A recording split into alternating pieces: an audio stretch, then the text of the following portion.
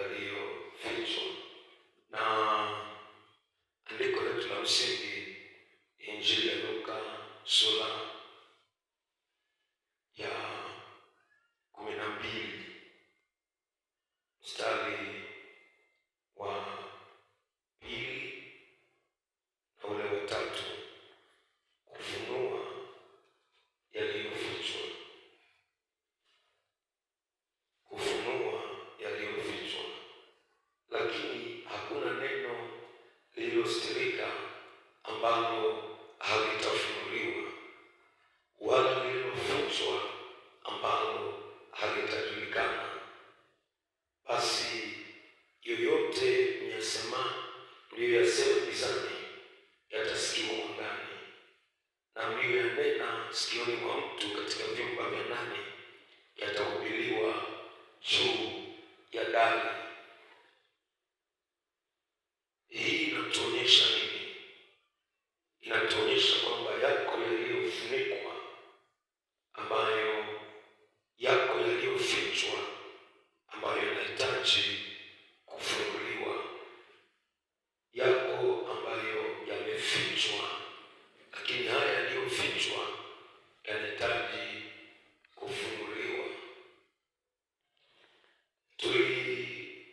Tuliangalia na kutafakari vyanzo vingi vya matatizo ya kudumu.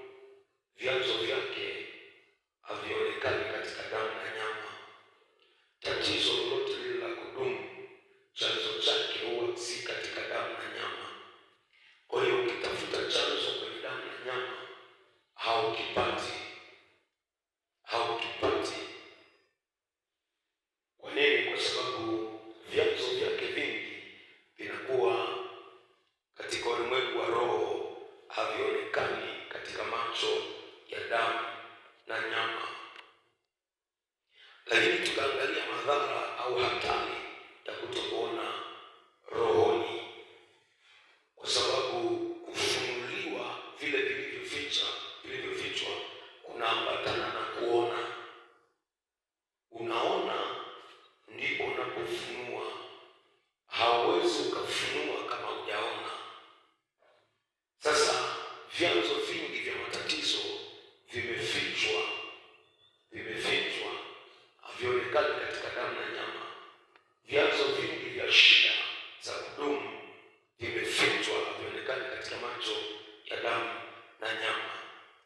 Sasa tukaangalia hatari ya kutokuona, kwa sababu tunachotamani ndani ya hizi siku tulizo nazo, Mungu ametupa kila kilichofichwa kiwe wazi. Yaani yale ambayo yamefichwa kwenye maisha yako hauyaoni, Mungu akufunulie, yafunuliwe ili uweze kuyaona. Sasa hivi ufunue, lazima uone. Hatari ya kutokuona rohoni au kuwa kipofu wa kiroho. Jambo la kwanza tulisema, hutawaona maadui waliojificha. Kumbuka, sifa ya adui ni kujificha. Anajivika ngozi ya kondoo, ndani ni mbwa mwitu. Sifa ya adui ni kujificha. Anajivika ngozi ya kondoo, ndani ni mbwa mwitu. Hatari ya pili ya kutokuona rohoni, hutawaona watu wazuri waliotumwa na Mungu kwako.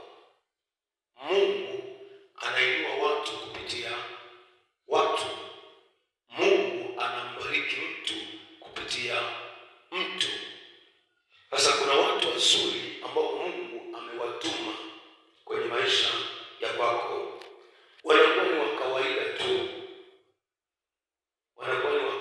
tu. Ukiwaangalia katika damu na nyama, hawana chochote, hawana mbele, hawana nyumba, hawana mahali pa hata uhakika wa chakula, hawana mavazi mazuri, lakini Mungu amewatuma kwako. Mpaka uwe na macho ya ndani ndipo unapoweza kuwaona. Ukikosa macho ya ndani ya rohoni, hauwezi kuwaona. Ndiyo hatari mojawapo ya kutokuwa na macho macho ya rohoni. Jambo la tatu ambalo nataka tuliangalia hapa, jambo la tatu, hatari ya tatu, hutaona mahali utajiri wako umefichwa. Hutaona mahali ambapo utajiri wako umefichwa au mafanikio yako yamefichwa. Utajiri si kitu cha damu na nyama. Utajiri ni kitu cha rohoni. Utajiri wowote ule si katika damu na nyama. Utajiri wowote ule ni katika ulimwengu wa roho, mahali pa siri. Umeshawahi kusikia neno hili? Siri ya mafanikio yako ni nini? Maana mafanikio yamefichwa mahali pa siri. Wale wanaojua siri ya mahali utajiri ulipo ndio wanaofanikiwa. Yoyote yule unayemwona amefanikiwa, kuna siri fulani anayo. Siri hiyo ni yeye anaijua na yeye anaiona. Nirudie kitu hiki ili kanisa upate vizuri. Bidii ni ya muhimu sana, lakini bidii haimtajirishi mtu. Kuna watu wanafanya kazi kuliko hata mashine. Wana muda mchache sana wa kupumzika ila hawajafanikiwa. Bidii ni ya lazima, ni ya muhimu, haifanikishi mtu. Kwa nini? Kwa sababu mafanikio yako sirini, mahali pa siri, pasipoonekana kwa macho ya damu na nyama. Ni mpaka macho ya rohoni yafunguke, uone mahali ambapo utajiri umewekwa na ufuate utajiri huo. Sasa usipoona rohoni, hauwezi kuona mahali utajiri umefichwa. Utafanya kazi nyingi, utafanya mambo mengi, itakuwa ni ngumu kufanikiwa, itakuwa ni ngumu kutajirika. Kila mmoja wetu hapa kwenye ulimwengu wa roho, Mungu amemdesign. Liko jambo ambalo akilifanya linampa utajiri. Sio linalomtajirisha huyu, ni lazima limtajirishe na huyu. Kila mmoja analo jambo lake ambalo Mungu amempa. Sasa ili alione hilo jambo, ni lazima macho ya ndani yaone. Linaweza likawa si la kuvutia, lakini ndani ya hilo limebeba utajiri wake, limebeba kufanikiwa kwake. Ni lazima macho ya rohoni yafunguke, yaone utajiri mahali ulipo. Na utajiri uko mahali pa siri. Bebe neno hili, bebe neno hili. Iwe kwenye ulimwengu wa roho wa giza, watu hawatajiriki tu hivi hivi. Ukienda kwa mganga mwingine atakwambia, wewe ili ufanikiwe fanya hiki. Yaani ulimwengu wa roho wa giza unaweza kukufanikisha wewe kwa jambo fulani. Yaani jambo fulani ndio linaweza kukufanikisha au kukutajirisha. Mganga kwa macho yake, kwa namna yake, ametafuta kwenye ulimwengu wa roho, ameona jambo hili linaweza kukupa utajiri. Kwenye ulimwengu wa roho wa Mungu, Mungu ametupa macho ya rohoni ambayo yakifunguliwa hivi, unaona biashara ya kufanya. Nifanye biashara hii, sio ya kuvutia sana, nifanye hii. Hiyo ndio inakupeleka kwenye utajiri. Niseme neno hili, fedha haifanyi biashara. Mtaji mkubwa haufanyi biashara. Kinachofanya biashara ni mtu. Unaweza ukapata fedha usiende kokote.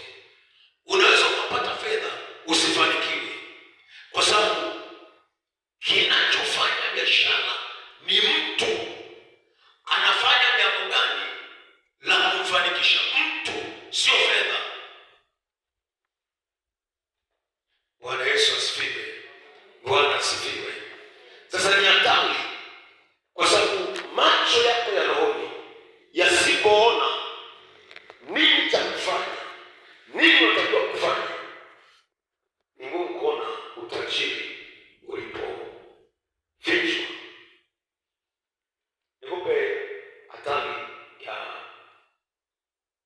nne, si ndio?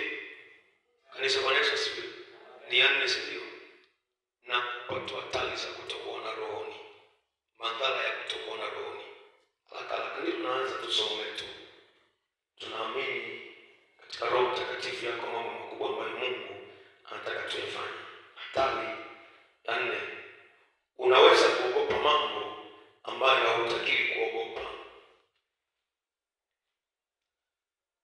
Unaweza kuogopa mambo ambayo hautakiwi kuyaogopa.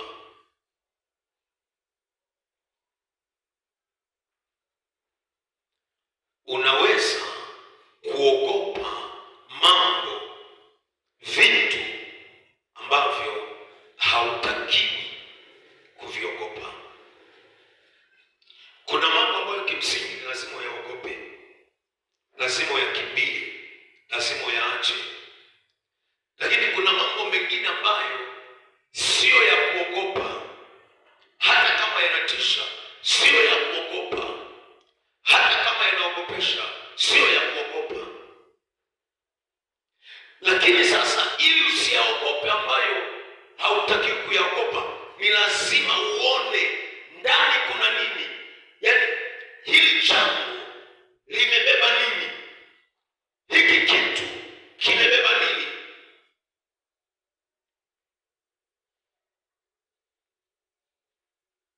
Kwa sababu unaweza kuogopa wakati mwingine kuolewa na mwanaume huyo ambaye amekuja kuchumbia. Sema dunia imeshaharibika bwana, hii dunia. Lakini ndiye ambaye Mungu amesema ndiye. Kimwangalia jamaa ana sura nzuri sana kivile, lakini kumbe ndiye. Kuna kazi fulani unaweza kusema hii kazi bwana, hii hapana, haya makazi mengine haya, makazi mabaya haya, yamekaki hatari, yanatisha tu. Yamewatisha wengine ili wayaache, lakini kumbe Mungu anataka wewe usiogope ili ufanikiwe kupitia hiyo. Hatari ya kutokuona rohoni, utaogopa vitu ambavyo hutaki kuviogopa. Utaogopa mpaka fursa. Ni fursa kabisa, lakini unaogopa. Kwa nini? Hauoni ndani kuna nini. Nikupe mfano mchache kwenye hili. Tunaposoma habari za Daudi na Goliathi. Daudi aliogopeka na kila mtu, mpaka mfalme wa taifa, mfalme wa nchi. Na ili uwe mfalme kwenye Agano la Kale, ni lazima uwe askari mpiganaji, sio mtu legelege uliyepigana vita. Pigana vita vya kutosha. Hauwi tu mfalme kama haujui kutumia jamvia, haujui kuingia kwenye uwanja wa vita na kupigana vita. Na sio tu mpiganaji wa kawaida, mpiganaji wa viwango vya juu. Sasa mfalme, askari wake wamemwogopa Goliathi. Tunajifunza hapa jamani, na mimi nawaambia tena jioni ya leo, ni kweli kwamba Daudi alimwangusha Goliathi. Inawezekana Mungu angemtumia yoyote yule kumwangusha Goliathi. Hakuna hata mmoja aliyemthubutu Goliathi, hakuna hata mmoja. Wote walimkimbia. Jamaa alikuwa akitokeza tu hivi mbio, yaani imetokea na jamaa ili halipigiki. Wanaogopa, mioyo yao inayeyuka, mioyo yao inafadhaika.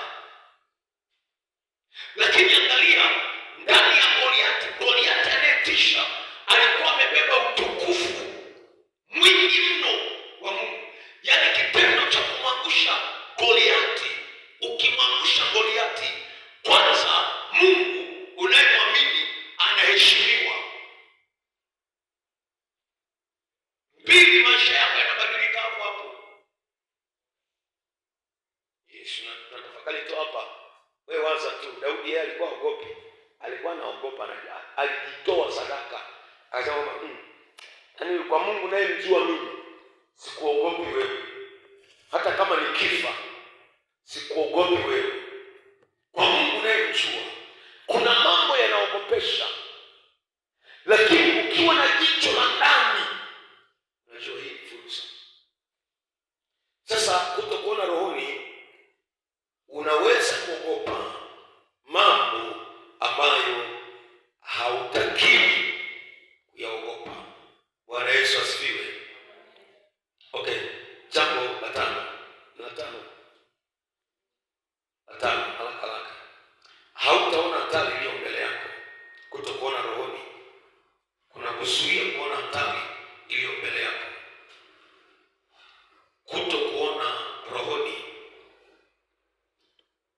itakuzuia kuona hatari iliyo mbele yako. Hautaona hatari iliyo mbele yako.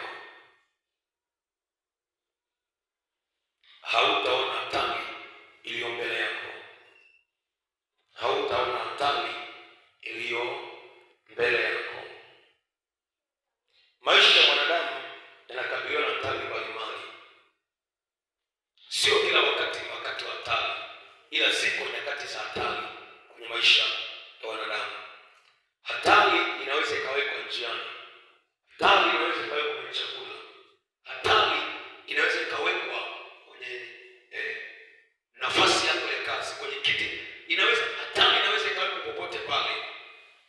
Hatari inaweza ikawa kwenye kitu ambacho wewe unakunywa au kinywaji. Ni hatari. Sasa kama rohoni, macho yako ya rohoni hayaoni, yamefungwa, hautaiona hatari iliyo mbele yako. Na kwa sababu hautaiona hatari iliyo mbele yako, utatumbukia kwenye hiyo hatari. Utanaswa na hiyo hatari. Utatumbukia kwenye hiyo hatari. Utanaswa na hiyo hatari. Kwa hiyo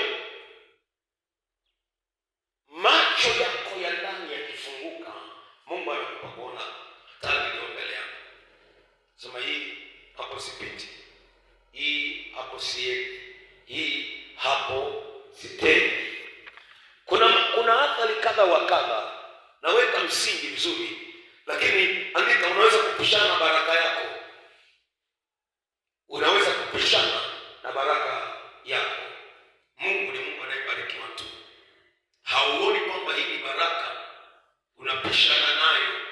Waswahili wanasema unapishana na gari la mshahara. Unaacha kazi leo, kesho watu wanapandishwa mshahara. Unaacha kazi leo, kesho wanatangaziwa, jamani, nyinyi mmekuwa wavumilivu mpaka leo, kwa hiyo tunawalipa madai yenu yote. Watu wanalipwa madai yao yote waliokuwa wanadai miaka na miaka. Kama jicho lako la ndani linaona, unaona hapa hamna hela, lakini siku 3 mbele kutakuwa na hela, haupishani na baraka. Unaondoka eneo, mtu anayekutafuta anakuja pale. Kuna kazi nyingine ni senta ambayo Mungu ameiweka ili akutunze. Yaani uwepo tu pale, wewe unaonekana. Kimsingi haupati kitu cha kuendeleza maisha yako. Unachopata unakula na nini maisha, lakini hauoni maendeleo kutokana na hiyo nafasi na hiyo kazi. Lakini kumbe Mungu amekuweka kama senta tu, kwamba huyu wakati anasubiria baraka zake awe hapa. Wakati wao unaondoa tu mguu hivi, yule aliyekusudiwa kwamba akutane na wewe kwenye hiyo kazi anatokea. Kija pale anatafuta wengine. So lakini hapa palikuwa kuna kijana fulani alikuwa basi umeshaacha, hana moyo wa uvumilivu, umeshaondoka. Tanisumbua hata kwenye mambo yako. Kwa hiyo unaweza ukapishana na baraka zako kwa sababu ya kutokuona rohoni. Kwa sababu tu ya kutokuona rohoni, unaweza kupishana na baraka yako. Nikupe mfano ya Biblia hata kama miwili. Yule akida aliyeenda kwa Elisha wakati wa ukame. Yule akida aliyeenda kwa Elisha wakati wa ukame, alitangaziwa baraka. Kaambiwa hivi, kesho panapo majira kama haya, unga safi utapatikana langoni kwa Samaria. Jamani kipofu, hata mambo ya rohoni hayaelewi. Akasema jambo hili hata kama mbingu zingekuwa na madirisha lisingewezekana. Elisha akamwambia, kwa kuwa umesema hivi, utaona kwa macho, hautakula. Utaona kwa macho, hautakula. Yaani unapishana na gari la mshahara hivi, unapishana na baraka zako hivi hivi. Unga safi unapatikana ila hauli, unaona kwa macho. Hayo ni baadhi ya masala tu na athari za kutokuona rohoni. Ni baadhi tu ya athari na madhara ya kutokuona rohoni. Jambo la pili, hilo lilikuwa jambo la kwanza. Jambo la pili, kumbuka somo letu ni kufunua yaliyofichwa. Ni kufunua yaliyofichwa. Ili tuyafunue, ni lazima kwanza tuone. Jambo la pili, mifano ya watu waliokuwa vipofu wa kiroho. Andika hiyo, jambo la pili, mifano ya watu waliokuwa vipofu wa kiroho. Tuangalie mifano michache, na ikimpendeza Mungu leo tuangalie mifano kama miwili. Ikimpendeza Mungu, mifano ya watu waliokuwa vipofu wa kiroho. Mfano wa kwanza, wenyeji wa Sodoma. Andika, wenyeji wa Sodoma.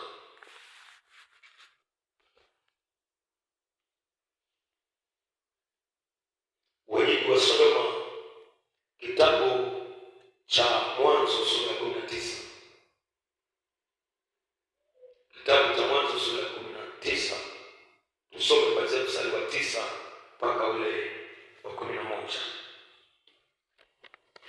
Mwanzo 19:9 mpaka 11.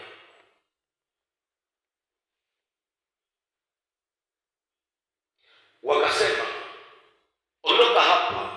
Kisha wakanena, mtu huyu mmoja amekuja kwetu kuketi hali ya ugeni, naye kumbe anataka kuhukumu. Basi tutakutenda wewe vibaya kuliko hawa. Wakamsonga sana huyo mtu, wakakaribia wauvunje mlango. Lakini wale watu wakanyoosha mikono yao, wakamwingiza Rutu kwao nyumbani, wakaufunga mlango. Sura 11. Kisha wakawapiga hao watu walioko mlangoni kwa upofu. Kisha wakawapiga hao watu walioko mlangoni kwa upofu, wadogo kwa wakubwa, hata wakachoka kwa kuutafuta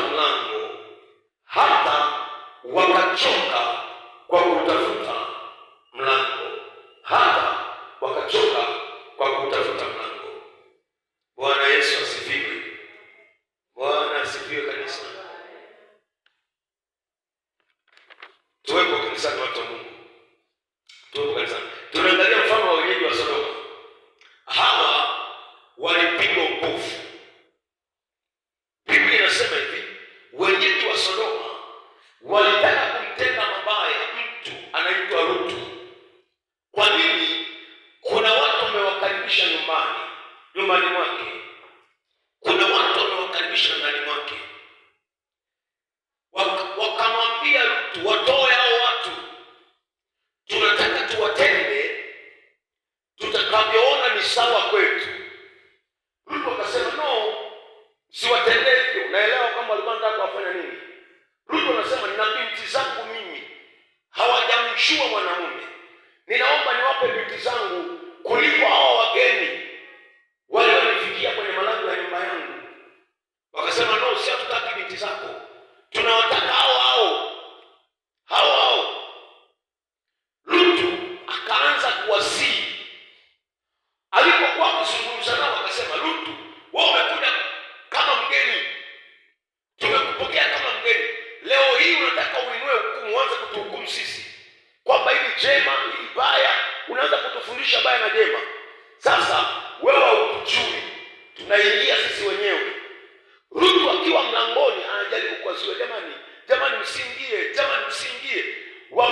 Wamekusudia mabaya. Niseme neno hili, mtu mbaya akikusudia baya, hakiko cha kumzuia isipokuwa Mungu peke yake. Mtu mbaya akikusudia ubaya, usifikirie mazungumzo tu ya kawaida ndiyo yanaweza kumsaidia. Wa kumsaidia ni Mungu peke yake. Watu wa Babeli waliamua kujenga mnara, wakasema huu mnara unaenda mbinguni. Walikusudia, ni Mungu ndiye aliyewazuia. Na mimi nakutamkia jioni ya leo, chochote kile kibaya ambacho watu wamekikusudia kwenye maisha yako, Mungu akawazuie katika jina la Yesu aliye hai. Mungu akawazuie katika jina la Yesu aliye hai. Mbaya hazuiliwi na mazungumzo, kwamba ndugu yangu, kwa kumpa tu hekima haumzuii. Ukitaka kumzuia mbaya, unataka kumsaidia asitekeleze ubaya wake, omba kwa Mungu ili Mungu aingilie kati azuie huo ubaya. Kaini aliambiwa hivi, dhambi iko malangoni nayo inakutamani. Kaini ndani yake alikusudia, nataka nikaue.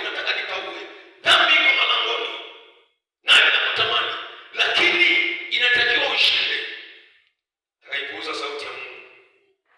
Si alienda kumuua ndugu yake. Ni mkono wa Mungu na nguvu za Mungu ndizo zinazoweza kufanya kitu kwa mtu mbaya. Nimsaidie mtu fulani hapa.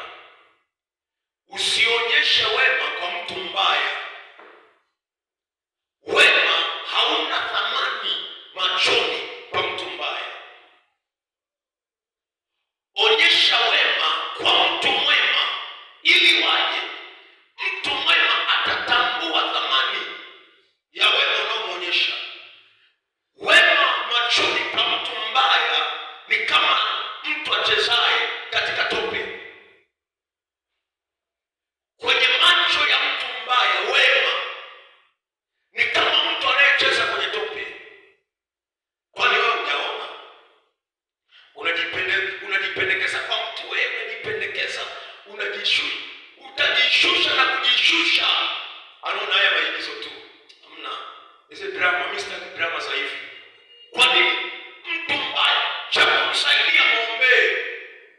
Mungu, msaidie huyu mtu. Wewe ingilia kati, mzuie huyu mtu asiendelee katika ubaya wake. Hawa watu walikuwa wamekusudia ubaya.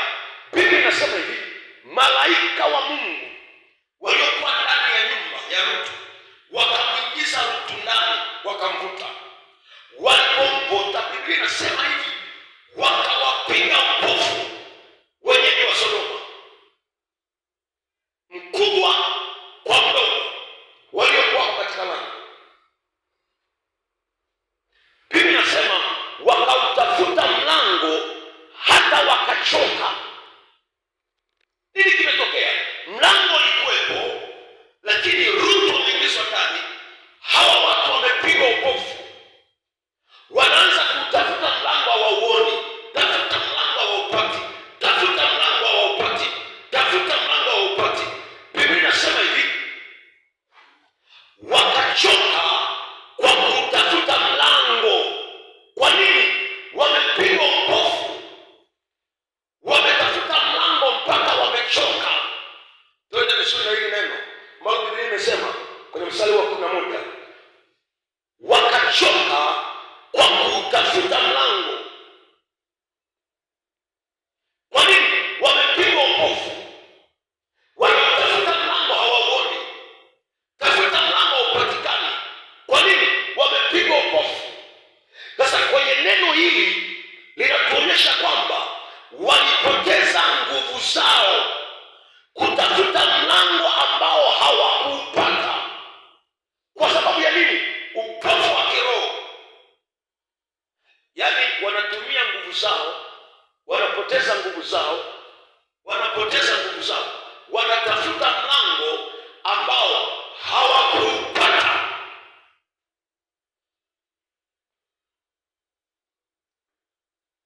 Kwa hiyo kwenye kutafuta mlango mpaka kuchoka, manake kuna nguvu ilitumika, lakini nguvu iliyotumika haikuleta matokeo.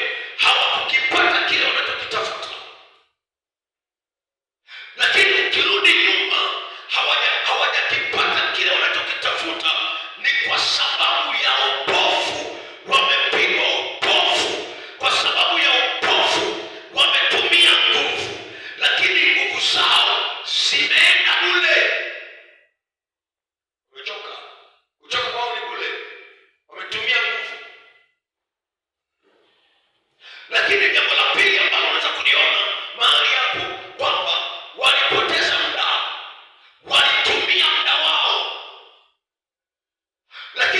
waliotumia waliutumia muda wao kwa kitu ambacho hawakukipata. Kwa nini? Kwa sababu ya ule upofu waliopigwa.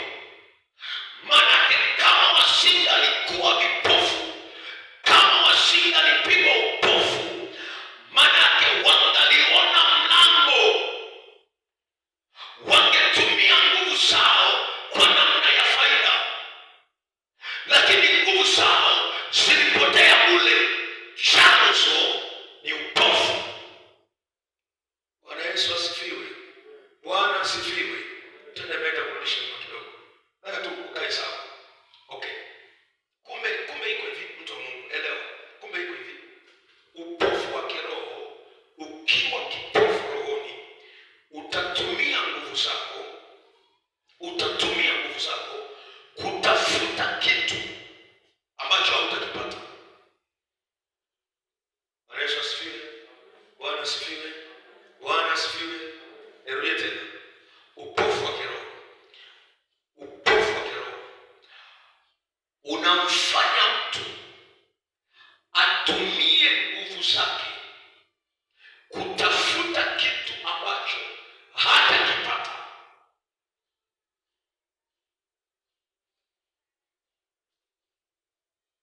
Hawa jamaa kwa sababu ya upofu bado wanaendelea kutafuta mlango mpaka wakachoka.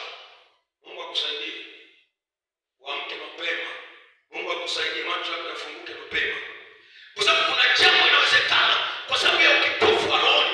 Unatumia nguvu zako zote, umetumia nguvu zako zote, lakini kwenye hilo ambalo unatumia nguvu zako hautapata kitu. Hautapata kitu. Unatumia nguvu zako lakini hautapata kitu. Baadaye sana, miaka imeenda, unasema kwa kweli nimetumia nguvu zangu kule tu, nimepoteza nguvu zangu kule tu.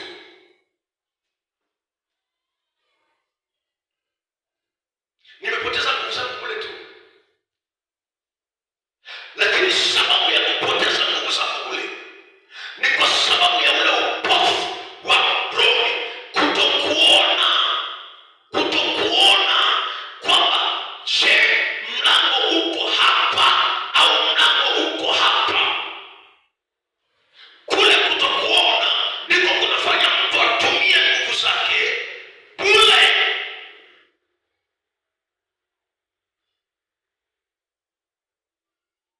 Angalia, nasema nimepoteza tu muda wangu kule. Kama ningechua, nimepoteza tu muda wangu kule. Ni miaka imepita kwenye vitu ambavyo ni serious sana, vya muhimu sana. Kukomboa wakati. Mtu anakuchumbia miaka mitatu uchumba, miaka mitatu, nasomea degree 3, alafu baadaye unakuja unasema nimegundua kwa kweli huyu dada sio. Hiyo miaka yote mitatu urudi tena upige magoti utafute mwingine, unasema labda ni huyu. Unaenda naye, unatumia muda wako bure, unapoteza muda wako bure. Kwa nini? Macho yako ndani hayaoni. Walitumia nguvu zao bure, walipoteza muda wao bure. Biblia inasema mpaka wakachoka. Unasema Bwana basi, hebu acheni naye, bahati yake leo amepona.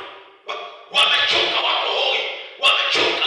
Mji mzima, wakubwa kwa wadogo, lilikuwa ni tukio la kukusanya mji. Kumbe wanatumia nguvu zao bure. Kumbe wanapoteza muda wao bure.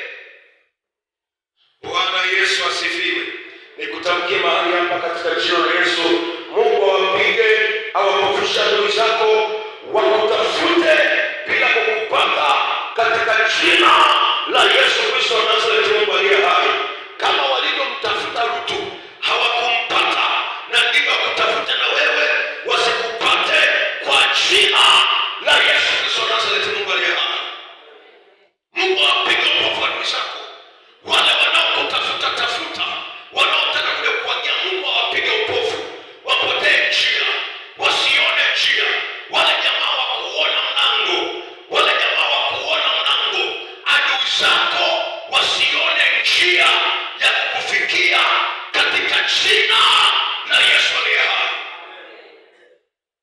Sasa nisikilize, kumbe mtu anaweza asiwe kipofu akapigwa upofu. Afu msikilize vizuri kanisa, nafundisha kwa namna ambayo nataka kila mmoja asaidike. Hakuna mtu ambaye haoni rohoni. Asikudanganye mtu kwamba swala kuona rohoni, hakuna ambaye haoni rohoni. Uwezo wa kuona rohoni unatofautiana kutoka kwa mtu mmoja kwenda kwa mtu mwingine. Biblia inasema hivi, mmesikia mengi hamjayatia moyoni, mmeona mengi hamjayatia moyoni. Kuna mambo unayaona wewe unayapuuzia, mwenzio kuna kitu akiona anasema kabisa Mungu amenionyesha. Uwezo wake wa ndani wa kuona unaongezeka. Vitu vya kimungu vinadhihirika katika kukiri. Kama wewe ni dhaifu, ukiendelea kusema mimi ni dhaifu, utakufa kwenye huo dhaifu. Kama wewe ni maskini, unaendelea kukiri mimi ni maskini, utakufa kwenye umaskini. Neno linalotoka kwenye kinywa cha mtu linaumba, linanawilisha, linafinyanga, linatengeneza kiwanda kinachotumika kuumba vitu. Ni neno. Mauti na uzima huwa katika uwezo wa ulimi, na hao wanaopenda wanakula matunda yake. Mauti au uzima, kuishi au kufa, kunategemea kinywa cha mtu. Anayependa uzima anakula matunda ya uzima, anayependa mauti atakula matunda ya mauti. Mwenzio akiona kajambo anasema hivi, Mungu amenionyesha. Kwa kweli Mungu amenionyesha, namshukuru sana Mungu amenionyesha. Anazingatia, anapozingatia lile, anafuatilia, anatokezea kule ndani, anasema kumbe ndio ilikuwa hivi, kumbe wale wanaozingatia rohoni, vitu vya rohoni, hao ndio ambao viwango vyao vya kuona vinaongezeka. Kanisa, Bwana Yesu asifiwe. Bwana asifiwe. Bwana tufanye hivi. Nilisikia maneno Bwana nikapuuzia. Kuna kitu kama nilisikia nikapuuzia. Umesikia, umepuuzia. Mwenzio akisikia hapuuzii. Akisikia anakaa kwenye attention. Hili jambo maana yake nini? Wakati analifuatilia lile alilolisikia, kuna kitu anaona.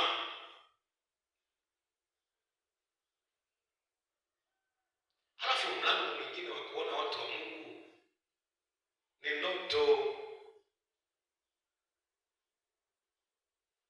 ni ndoto. Bwana Yesu asifiwe. Ni nini? Ni mlango mmoja wapo wa mtu kuona maisha yako. Unayaona wewe kwenye ndoto. Vitakavyotokea kwenye maisha yako utaviona wewe kwenye ndoto. Unaviona wewe kwenye ndoto. Unavyoona kwenye ndoto vina uhusiano mkubwa na maisha yako. Sio ndoto tu Mungu amechagua au imekuwa tu imekuja kwako. Kwa nini hiyo ndoto singeenda kwa mtu mwingine? Ina uhusiano na wewe. Ukiifuatilia ile ndoto, kuna kitu utakiona kingine. Kuza tu uwezo wako wa kuona. Fuatilia vitu, zingatia vitu, tia vitu ndani ya moyo wako. Sasa unisikiliza hapa. Ngani nasema hivi. Hawa jamaa walipigwa upofu. Kwa hiyo kumbe kuna mtu kupigwa upofu. Unaweza ukapofushwa usimwone mtu wa kuishi naye. Unaweza ukapofushwa usione biashara ya wewe kufanya. Unaweza ukapofushwa usione kazi ya wewe kufanya. Tafuta kazi na unajua Bwana mimi sijapata kazi. Afu mwingine anakushangaa. Akiangalia mbona kazi nyingi tu, mbona kazi nyingi tu.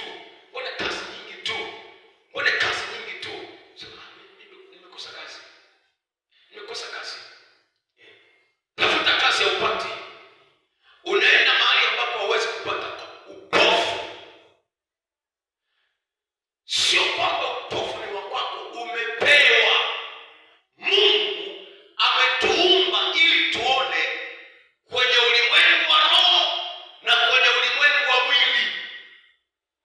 Mungu hajatuumba ili tuwe vipofu kwenye ulimwengu wa roho. Upofu ambao mtu anao kwenye ulimwengu wa roho amepewa na nani? Na Shetani.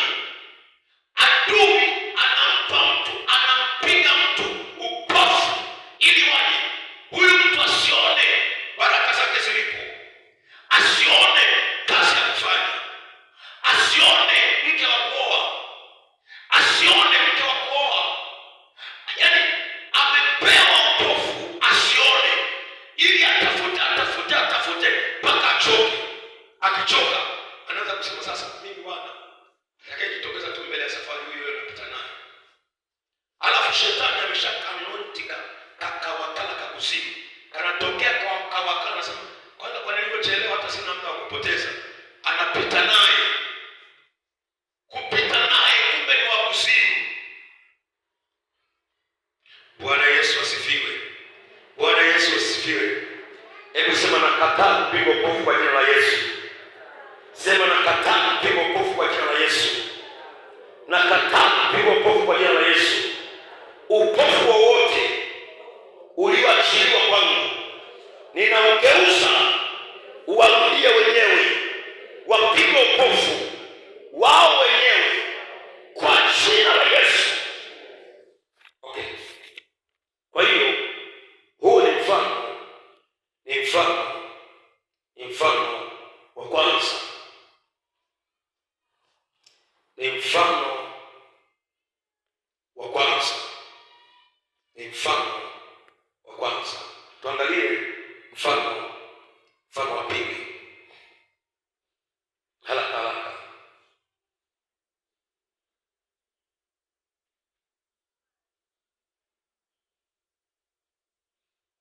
Mfano wa pili, andika Balaam.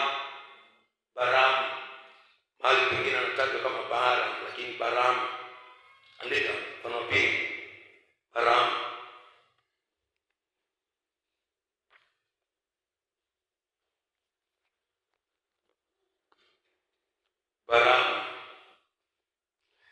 Huyu jamaa alikuwa mgobefu wa mambo ya rohoni. Bwana Yesu asifiwe. Alikuwa bingwa mzuri sana wa mambo ya rohoni. Alikuwa vizuri mno, mbobefu wa mambo ya rohoni, hasa katika ufalme wa giza. Jamaa alikuwa na kasumba moja. Alikuwa na kasumba, akisema neno, lile neno linakuwa vile vile.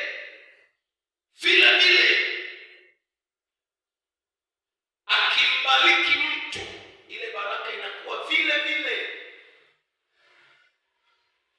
Akimlaani mtu, ile laana inakuwa vile vile. Tunajuaje? Kwa sababu kwenye kitabu cha Hesabu 22, kitabu cha Hesabu sura ya 22, kitabu cha Hesabu sura ya 22 mstari wa 6, anasema hivi: basi njoo wewe na kusihi unilaanie watu hawa, maana wana nguvu kunishinda mimi. Labda nitawaweza tupate kuwapiga, niwafukuze watoke katika nchi yangu. Maana najua ya kuwa yeye umbarikie hubarikiwa, na yeye umlaanie hulaaniwa. Haya ni maneno ya mfalme anaitwa Baraki. Ametuma watu wakamwambia mfalme, anasema hivi: wewe una uwezo, uje walaani watu, wanataka kufanya vita na sisi.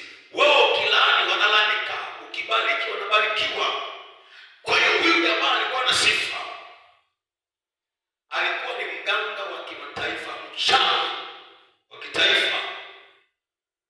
Jana hao wanaologea mabawa ya kuku, jana hao ni mchawi wa kitaifa. Mfalme anamshua, yaani akisema neno linakuwa, akitamka neno linakuwa. mchawi.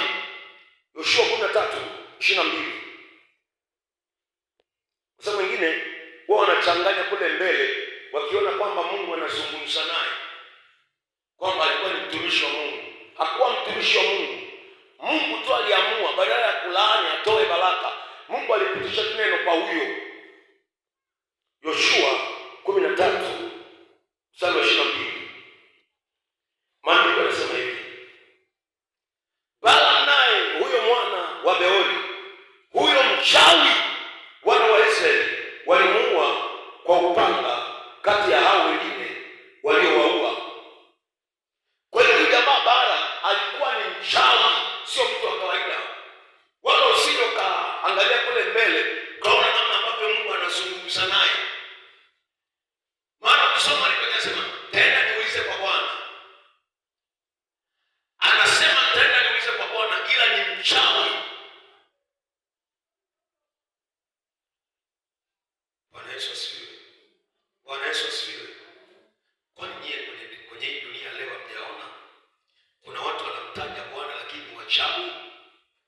Wako kwenye madhabahu kabisa na wanasema ni madhabahu ya Bwana, lakini mimi nakataa sio ya Bwana, lakini wachawi. Wanatumia uchawi, wanatumia uganga, wanatumia ushirikina. Ukimweleza jambo anakwambia taenda kumuuliza Bwana, lakini ni mchawi. Chawi kabisa. Usitishie na mtu kusema Bwana, usitishie na mtu kusema Yesu, usitishie na mtu kukwambia jambo ambalo ni kweli kabisa. Mchawi anaweza kukwambia jambo ambalo ni kweli, lakini ameliona kwa njia ya uchawi, amelitambua kwa njia ya uchawi. Usitishike. Unaona uganga unazidi tu, unaenea tu, tuko mwishoni kabisa. Yesu yu karibu kuja. Wewe mshike Bwana, mwamini Mungu, tumaini Mungu, kimbilie Bwana, mtegemee yeye. Yeye ni wa kweli, yeye ni mwaminifu. Visasi na visasi ni Mungu. Ukiona haja kutokezea mngoje. Hajawahi kumwacha mtu, atakuchilia tu. Subiria hapo, mtumaini.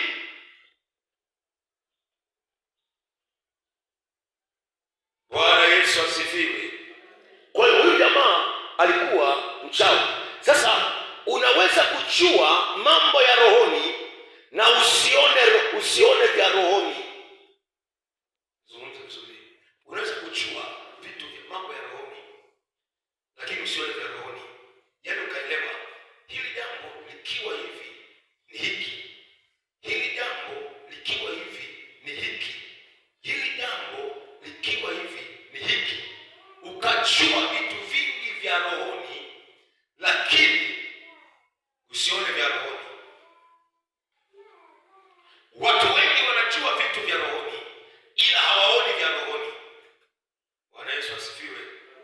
Watu wengi wanachua mambo ya rohoni ila hawaoni vitu vya rohoni.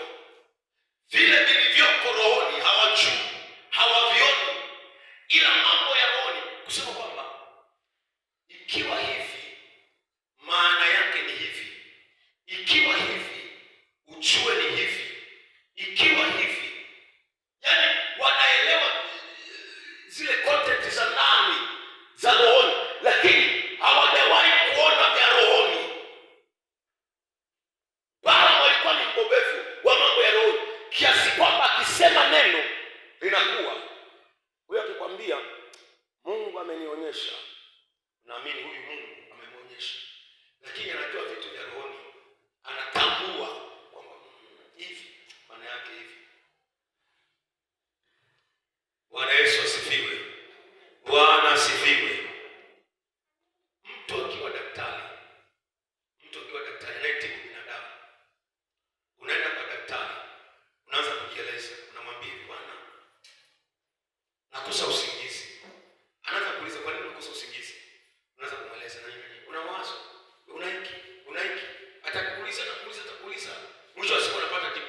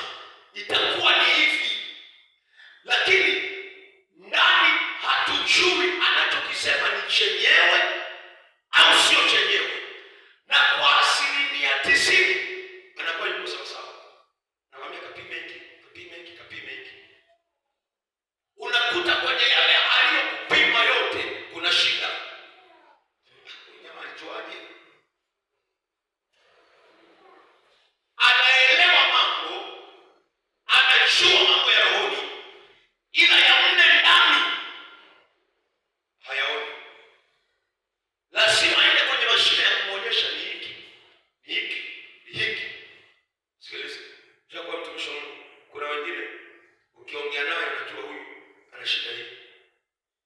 Ndani unakuwa unaelewa. Anavyokueleza tu unajua haya ni mapepo. Anavyokueleza unajua huyu ni uchawi. Anavyokueleza unajua huyu hamna chochote, ni kisilani tu. Anavyokueleza unaelewa huyu changamoto yake, huyu ni uvivu. Anavyokueleza unajua tu. Ndani haujaingia ndani yake uone. Lakini the way anavyokueleza, nazungumza hivi, kuna mtu ambaye anajua mambo ya rohoni ila hajawahi kuona vya rohoni. Hao ni watu wawili tofauti. Sasa tusome habari za huyu jamaa.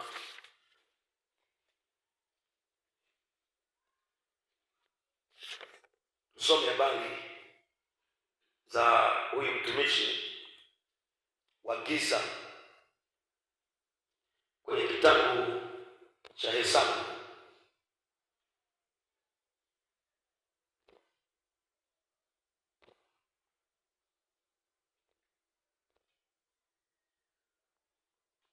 Sura ya 22 hiyo.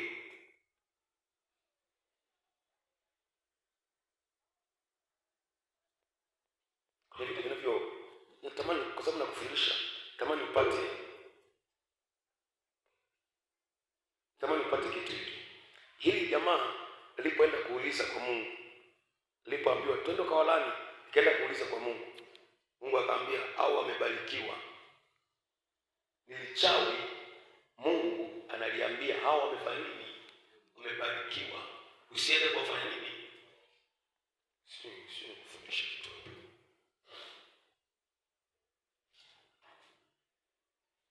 Bwana Yesu asifiwe. Nitazame vizuri. Amen. Ili upate kitu zile. Ukiwa na Mungu ndani yako, wewe ukiwa na Mungu ndani yako, mtu akija kukushambulia kwa njia ya giza, Mungu anasema naye. Mungu sio wewe. Unaelewa? Mungu anasema naye huyo mtu. Anamwambiaje? Rudi, huyu amebarikiwa.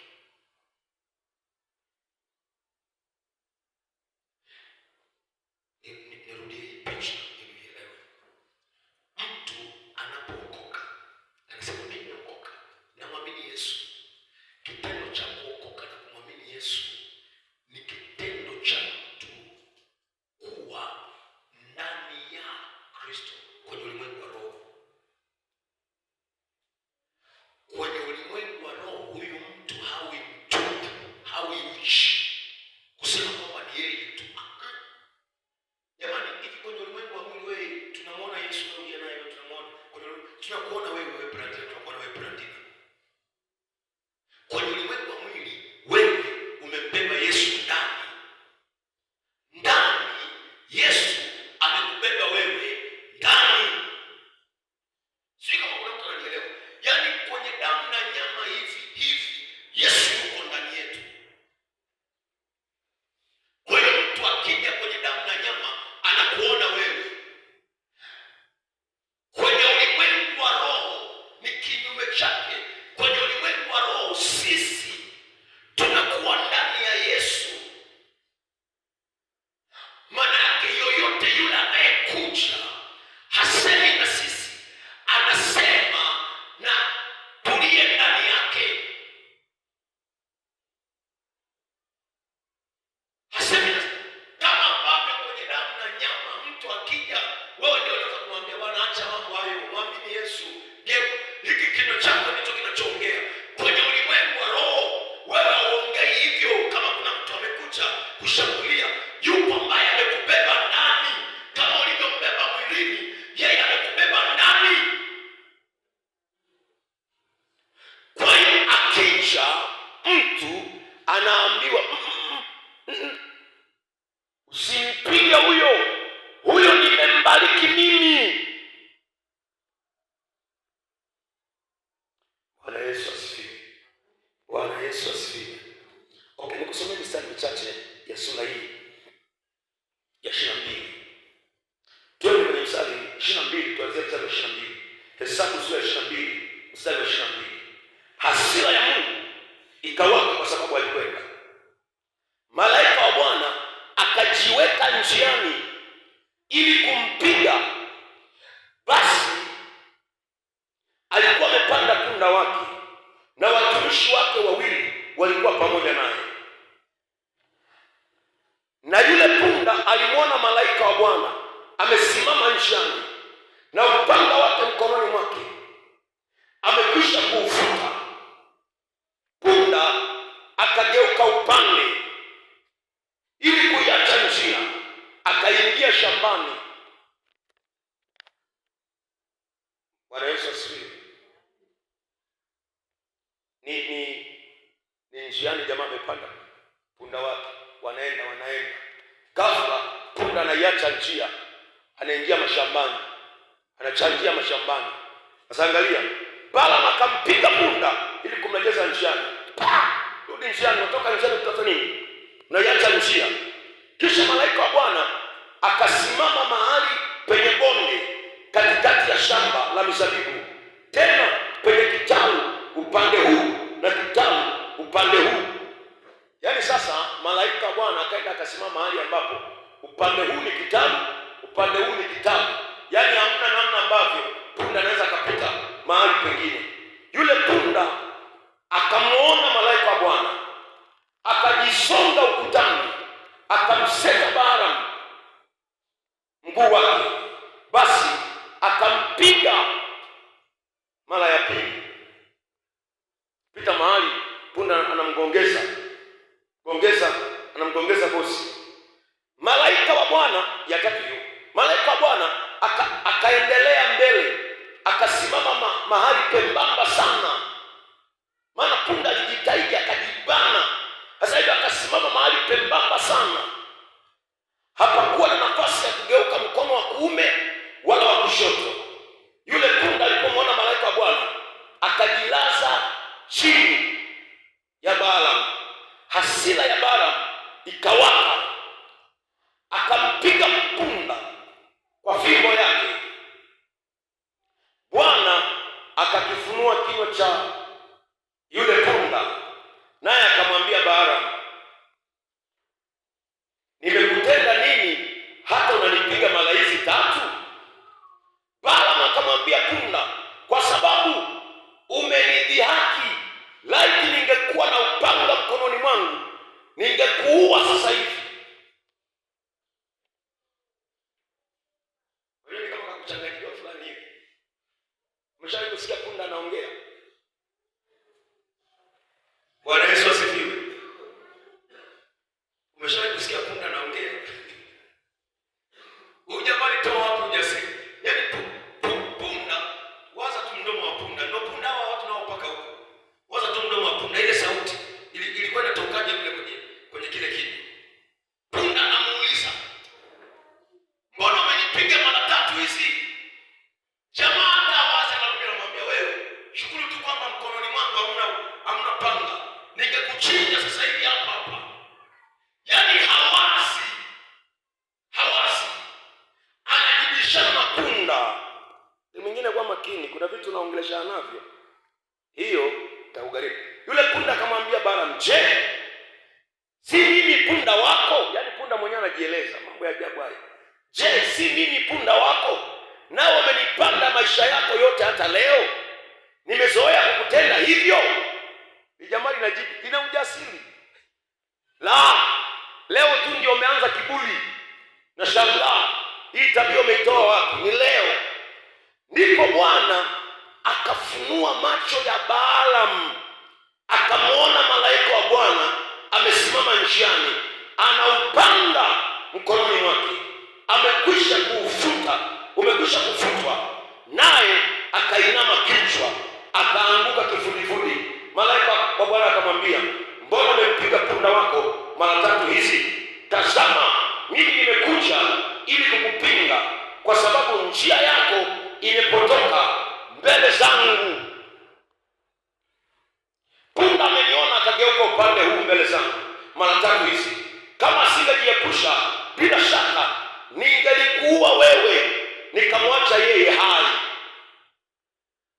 Ningelikuua wewe, nikakuacha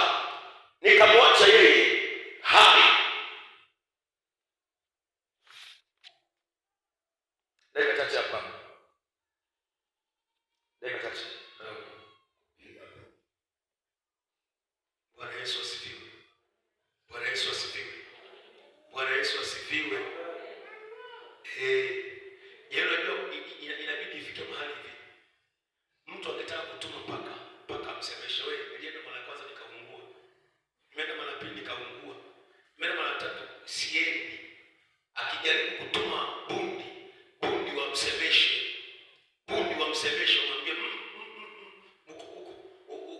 usiwaze bundi wanamsemeshaje. Mungu anajua. Kwani wewe ni mdomo la punda, sauti inatoka kabisa hivi afu Mungu kwenye viwango vyake vya Mungu na namna yake ya Mungu, ukitembea naye kwa namna inayofaa na kupendeza. Sikiliza nikwambie, Israeli wamekaa tu kule, hawana bado wanakula ugali. Adui anaenda, Mungu anafanya mnyama aseme na yeye, punda zungumze naye. Kwa nini? Hataki Israeli alaniwe, na ndivyo ilivyo kwako. Ukisimama na Bwana inavyotakiwa, Bwana atawafanya wanyama wawasemesha adui zako. Na mimi natamka katika jina la Yesu, kwenye ulimwengu wa roho, wakitumia njiwa wawasemeshe, wakitumia fisi wawasemeshe, wakitumia mbwa wawasemeshe, wakitumia punda wawasemeshe, katika jina la Yesu aliye hai. Wawasemeshe. Kwa maana Bwana punda alimsemesha Balaam. Kwa nini unanipiga mara tatu hizi? Wawasemeshe. Kwa nini umenituma mara tatu hizi? Moto nao upata kusio wa kawaida. Bwana Yesu asifiwe. Bwana Yesu asifiwe. Haleluya kanisa. Okay, tunapata nini? Huyu jamaa hakuona, macho yake. Yaani alikuwa haoni kwamba kuna kifo kiko pale mbele. Kuna kifo kiko pale mbele. Tuna namna mbili za kuomba jioni ya leo. Haraka hapa. Tuna namna mbili za kuomba. Haraka hapa. Namna ya kwanza, omba Mungu akupe macho ya kuona jambo litakalokupeleka kwenye hatima yako.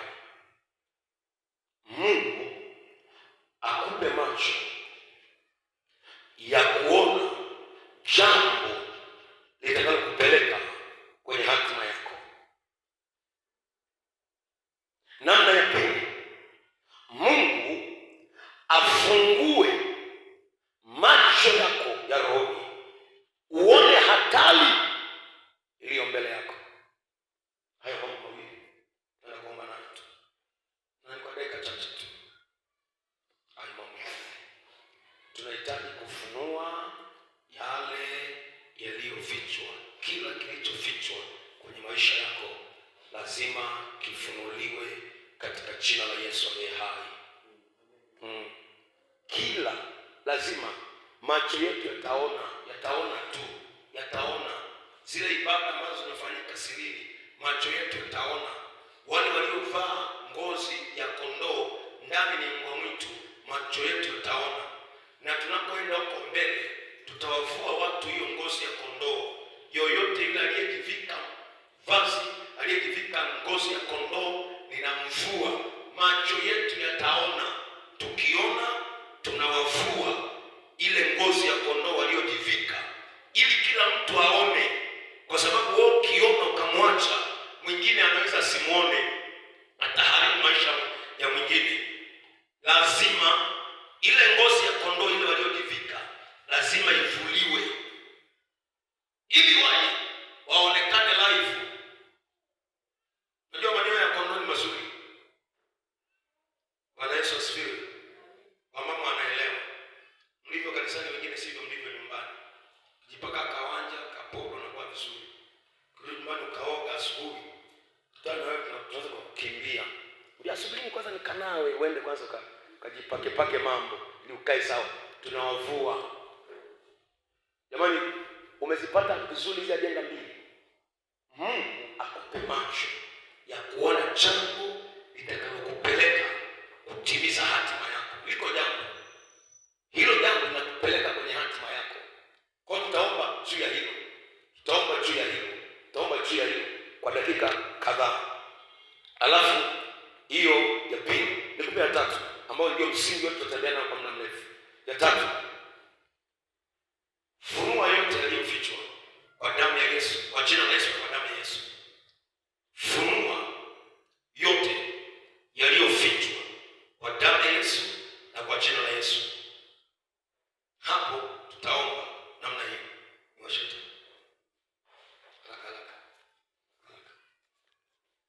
uaminifu tunataka tuwe na modality nzuri. Usisinyae, hebu chanua ndani ili tupate nafasi ya kuomba. Omba. Tunaanza na jambo la kwanza, tutakuja la pili, tutakuja la tatu. Haraka tu kidogo hapo. Haraka kwa dakika hizi chache.